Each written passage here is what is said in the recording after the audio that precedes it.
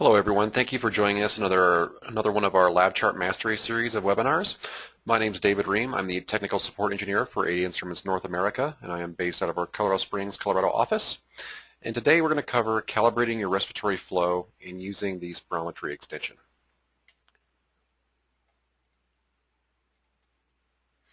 And here's the upcoming bullet points, I guess we could say, for our webinar program today. First, we're going to cover hardware setup, the different types of hardware you can use, things you need to take care of prior to recording with your hardware. Next, we'll talk about software setup and pneumatic calibration.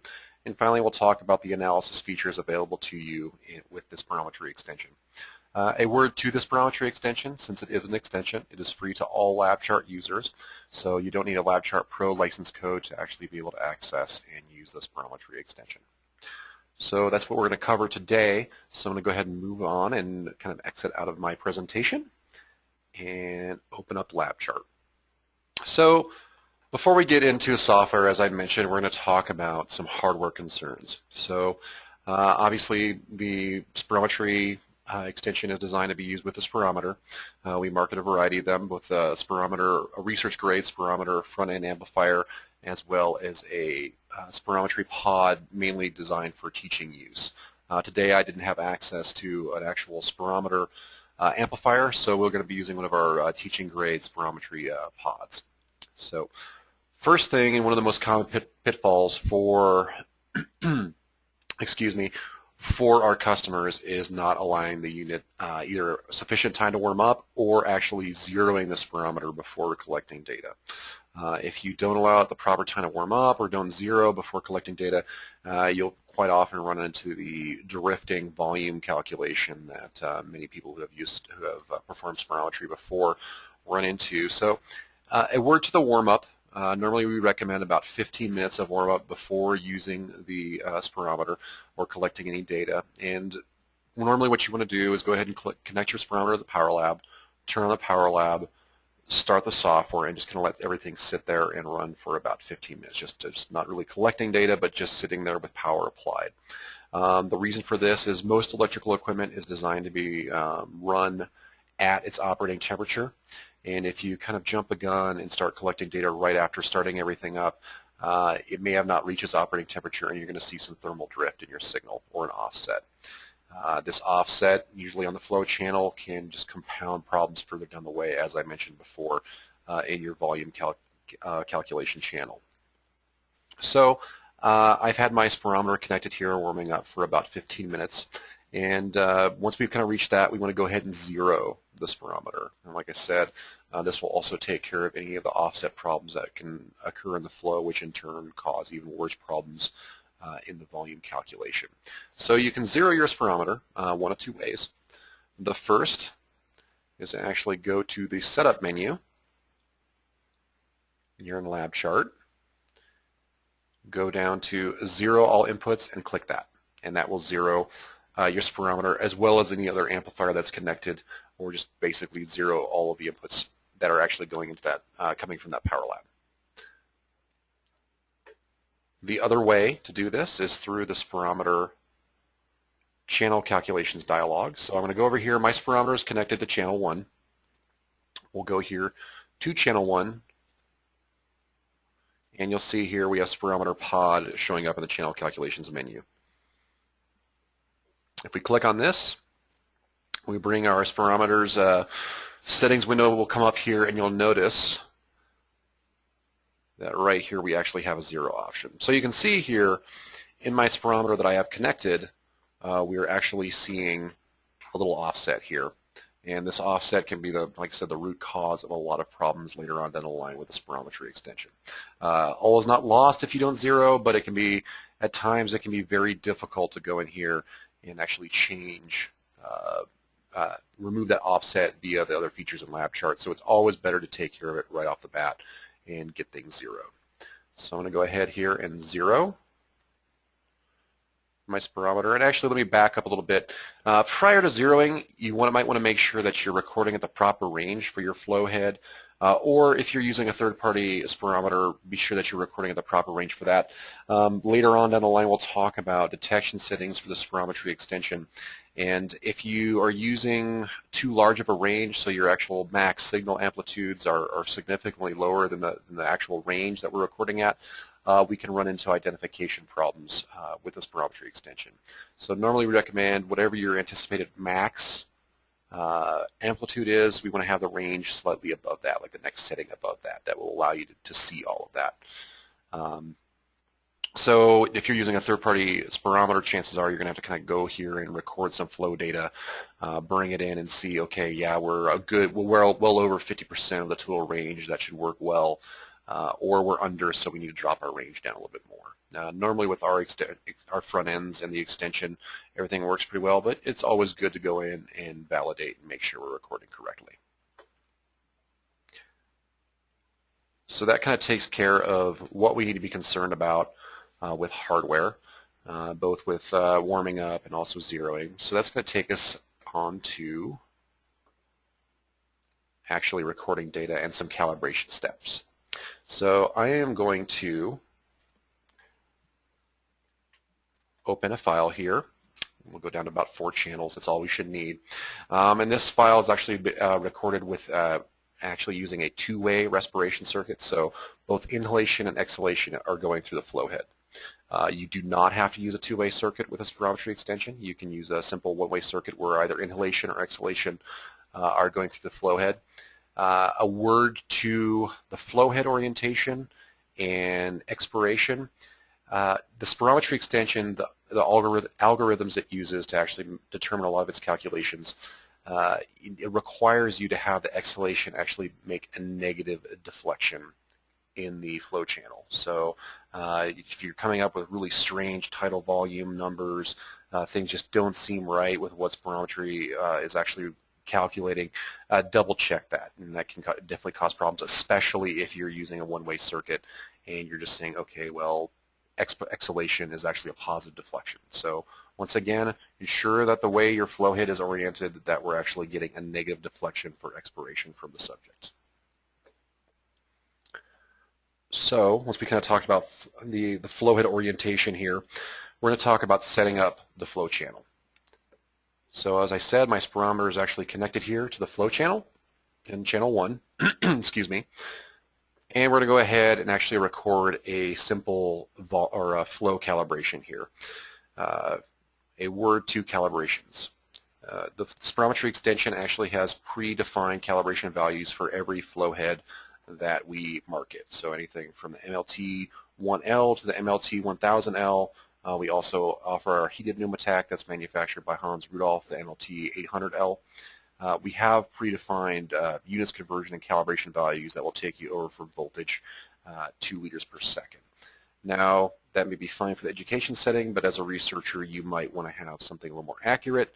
And to that end, we actually market a 3-liter calibration syringe. It's known as the MLA 5530. That allows us to inject a known volume through the flow head, get a nice flow response from that, and then in turn calculate the conversion values for our flow head. Do you have to use the MLA 5530? Not necessarily. Obviously, it's going to be a little difficult to use with our smaller flow heads. We may kind of go out of their nonlinear range. But if you do have something that allows you to give a very accurate known volume, just discharge that, you definitely could use that. So we're going to go ahead and record a flow calibration here with a syringe. So you can see here we're injecting. I'm going to go ahead and stop and auto scale.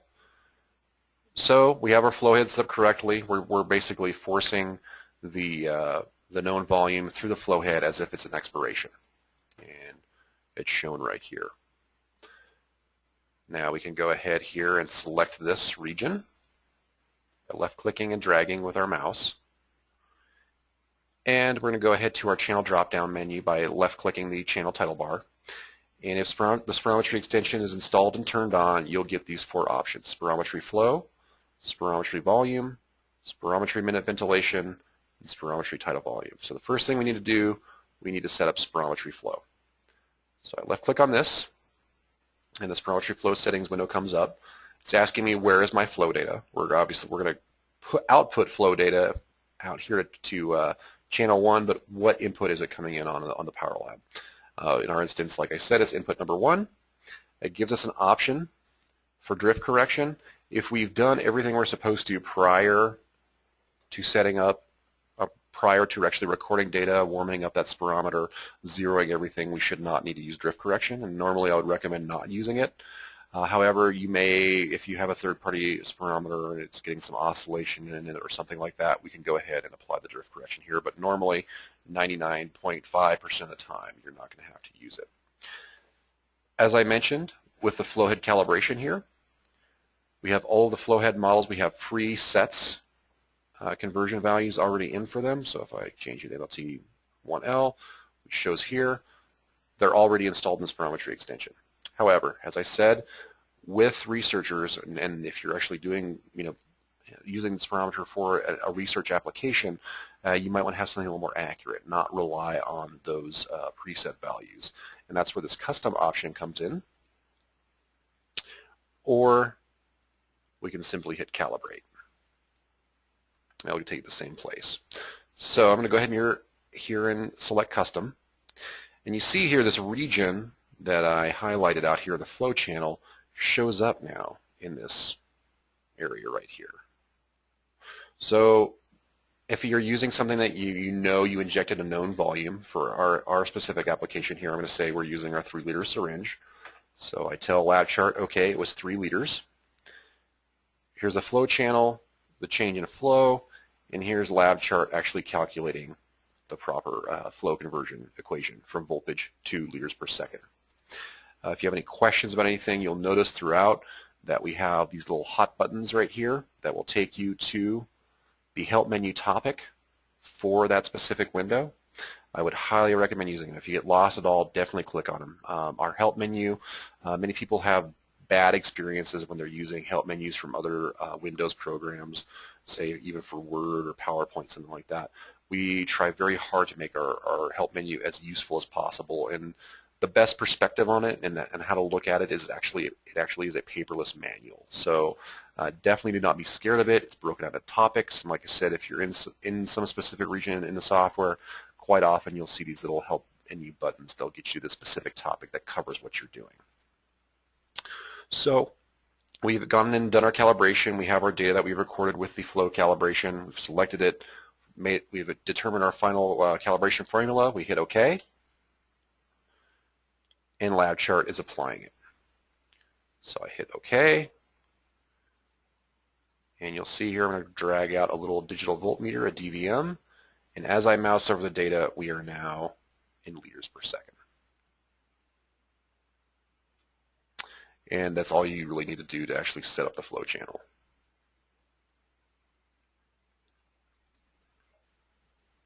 So now that we've set up the flow channel with our known volume of air, we've done the proper units conversion, we're going to move on to calculating volume.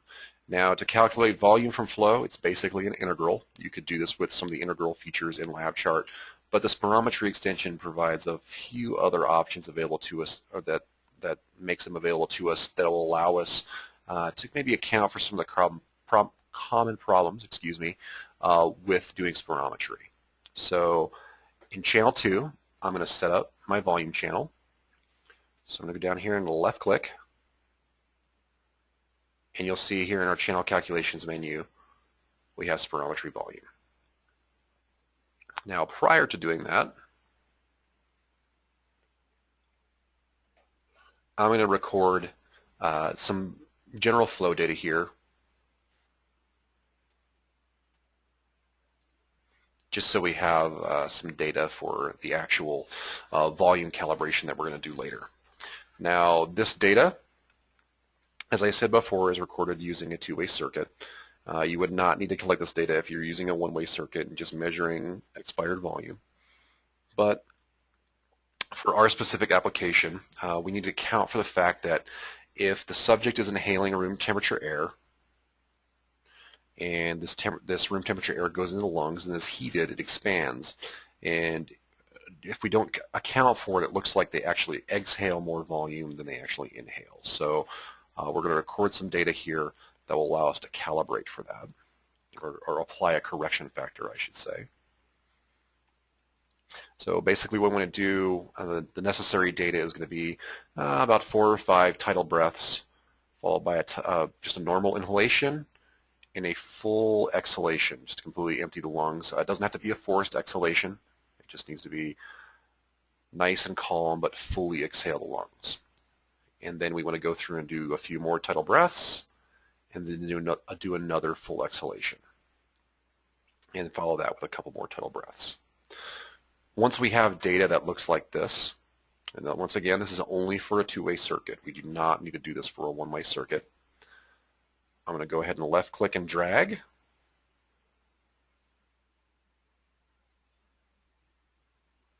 And we'll look at these.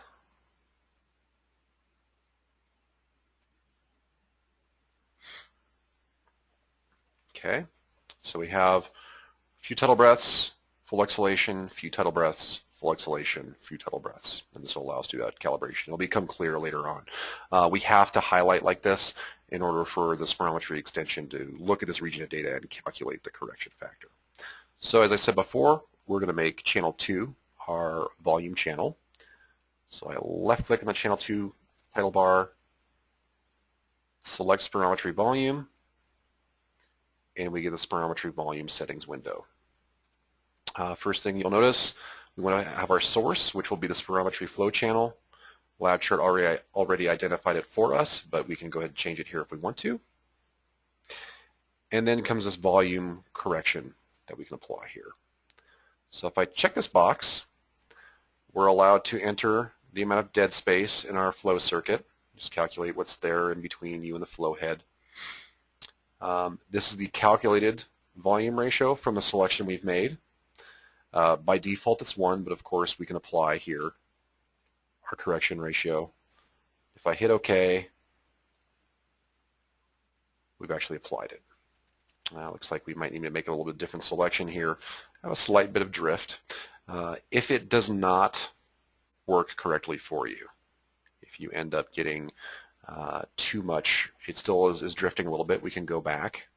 All is not lost. You just can't get it to that correction ratio to work properly. You can uncheck it, and just for argument's sake, we'll go here and uncheck it, and you'll see we're getting this strange drift down because it looks like we're expiring more volume than we're actually inhaling, and the integral that we're using to calculate this will be additive. It'll keep going more and more negative as we go along. However, if our volume correction doesn't work correctly, and we just can't get it to work, we can always just kind of go here by force and reset the volume to 0 at the end of each expiration. So if we do that and go and hit OK, no more drift. And for each expiration, you'll see at this point right here, we force it back to 0.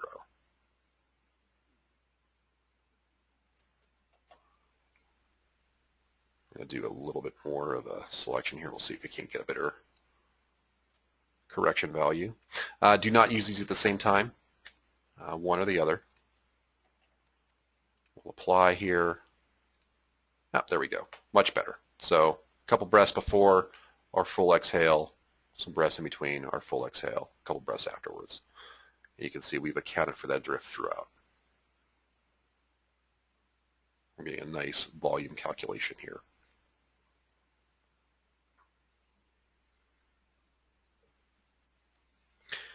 So that kind of takes us through setting up both the flow and the volume channels. You'll also see, I'm going to go ahead and grab DVMs for both of them and pull them out, that we are now from volts over into liters per second and liters.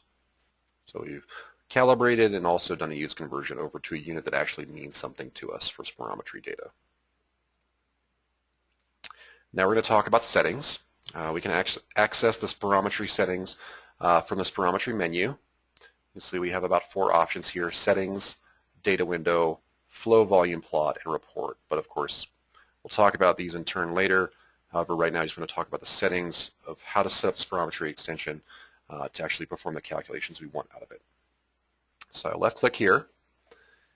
Since we have flow data set up, we can actually choose here what flow channels we want. We can have multiple flow channels set up if we want to, multiple volume, and we can tell the spirometry extension, okay, go look at this one, go look at this channel, etc., etc. We can tell it to whether we want to include non-forced breaths in the spirometry report. Depends on whatever analysis you're using. Up here in the preview of detected breaths, we have all of our controls that are available out in LabChart in the actual chart view. They're also available to here. We can compress and uncompress the time axis. And this kind of moves us on to our detection adjustment. How does LabChart detect an actual respiratory cycle? It's going to look at a certain percentage of the full range we're recording at. This is where it becomes very important that we set that range correctly before we start recording data, because we have a limited window we can look at here, either 0.01% of full range to 10% of full range. So if we record a really, really small signal with too large of a range, we may not be able to get down far enough with this percentage slider or this setting to actually go in and detect the breaths that we need. Now you'll notice here that, let me get a little spot tool out here for us. Here we're actually detecting something that is not a respiration event. So we need to change our detection settings. And to do that, all we have to do is go ahead here and up the percentage. And if you keep looking at that event, now you'll notice that we no longer have that blue line that signifies we actually have a respiration cycle here. Well, everywhere else where we do have a respiration cycle, we're identifying them correctly. You'll also notice here forced expiration threshold. So if we're doing a FEC test or FEV1, we want that sort of thing. We can tell the spirometry extension here, okay, this is the threshold you're supposed to use. So 2 times the average volume that we're calculating. And that's how we would kind of move along and set up the spirometry extension. And this stuff all plays into what's put out by this spirometry report. So we've set things up here. There are a few channel calculations available to you, as I mentioned before, with the spirometry extension. If we left-click down here on channel 3, we can actually do minute ventilation. If I left-click on that selection, the channel calculations menu, all I have to do is select the flow data that I want to read this from. Obviously, default for minute ventilation is going to be 60 seconds, but if you want something other than minute ventilation, 2-minute ventilation, half minutes, you can go ahead and set it here. And of course, we have our hot button that takes us out to the actual help menu topic for this particular part of the spirometry extension.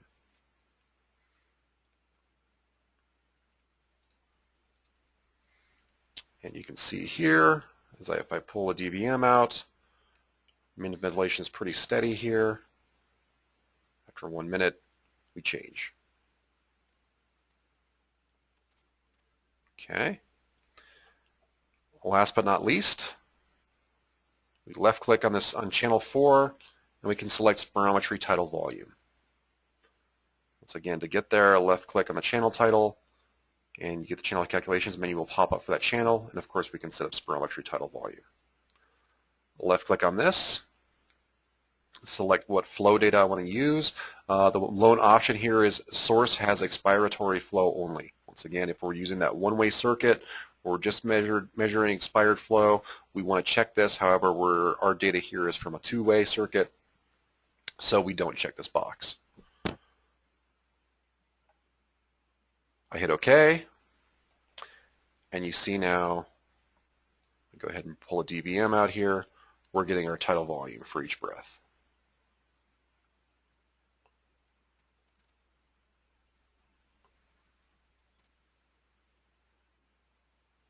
As I mouse through the data. So those are the channel calculations that are available to us. The other options, as I mentioned before, if we go to the spirometry menu, drop-down menu here at the top, I can open up the data window or the flow volume plot. So I'm going to just select one of our full exhalations here, since they're similar to a forced exhalation. We go spirometry into data window. And this gives us a nice graphical representation of what happened with this full exhalation, or if we have a forced exhalation, what's going on here. Pressure, peak inspiratory flow here, peak expiratory flow, forced vital capacity, forced expired volume at 1 second, so FEV1 right here. Just different things that you're going to want if you're doing spirometry experiments. And also kind of a note here, we can print this data window, just put it out as a sheet of paper out of our printer. We can also copy it and paste it into a Word document, into a PowerPoint presentation. So if you're actually writing your paper on this, we can go ahead and actually insert this image into it, and you can just have this great analysis and actually have it in your paper as well. And that's basically just copies it into a simple image format. Next, I'm just going to highlight some tidal data here.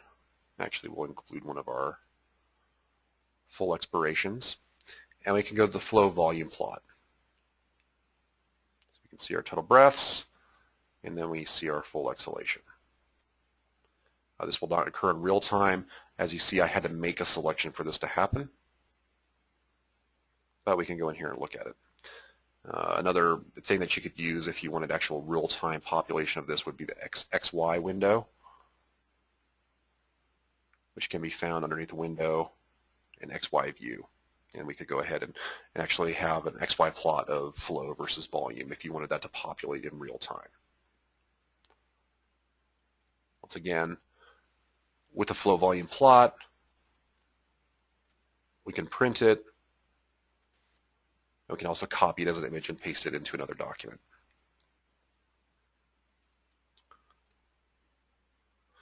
So we go ahead and select some more data here. And last but not least, we'll talk about the spirometry report. So it can actually put out the actual values that you're going to want to see. Number of breaths we've identified. What's the duration of this selection? Expired volume for non-forced breaths. Average tidal volume for non-forced breaths. Average VT, etc. And of course, we can export this as a comma delimited text value, a .csv file.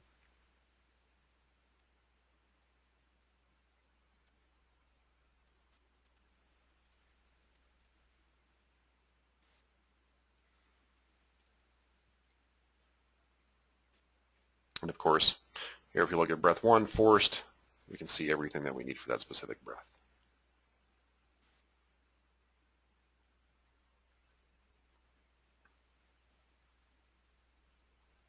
How many breaths have we selected over? So a great way to go ahead and pull that data out. That's important to you if you're doing spirometry. This kind of takes us to the end of the spirometry extension. So that's everything we're going to cover today, and I'd like to thank you for joining me for another one of our series, and have a good day.